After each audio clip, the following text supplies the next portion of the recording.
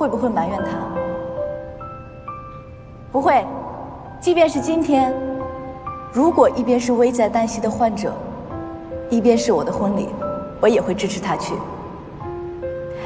我始终敬佩他，为他骄傲。我知道，他时刻准备着拿起柳叶刀。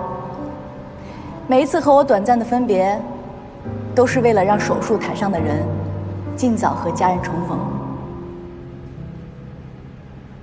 说起来，我差点错过他。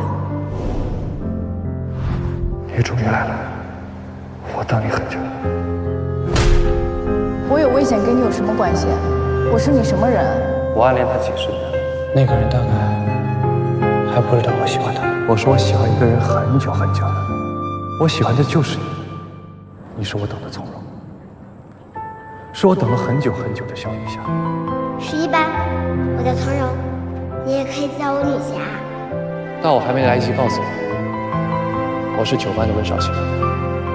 开学见，我等你。有担当的男人，该给女人是一生掌握。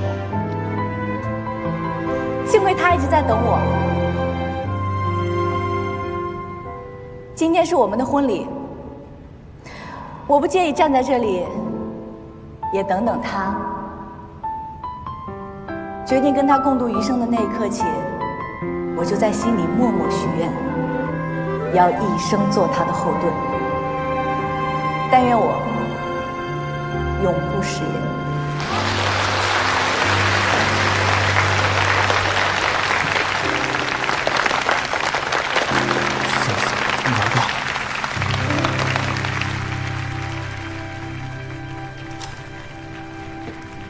马达，我错了。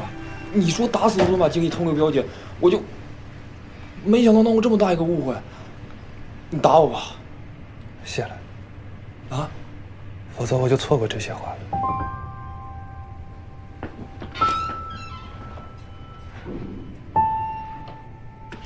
从容，先跟你道个歉，对不起，想给你准备一个惊喜，所以连周长串我都瞒着你，不要说我气。我为你写了一首歌，这是我第一次写的歌。不知道。练了又练，还是有些紧张。如果唱不好，你多担待，好吗？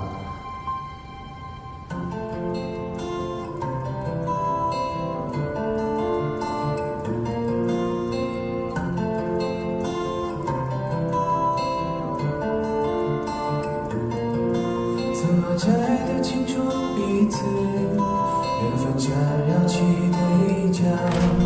爱情不用任何逻辑去思考，只有恰好的步调，在心门那专属的挂号，你的微笑。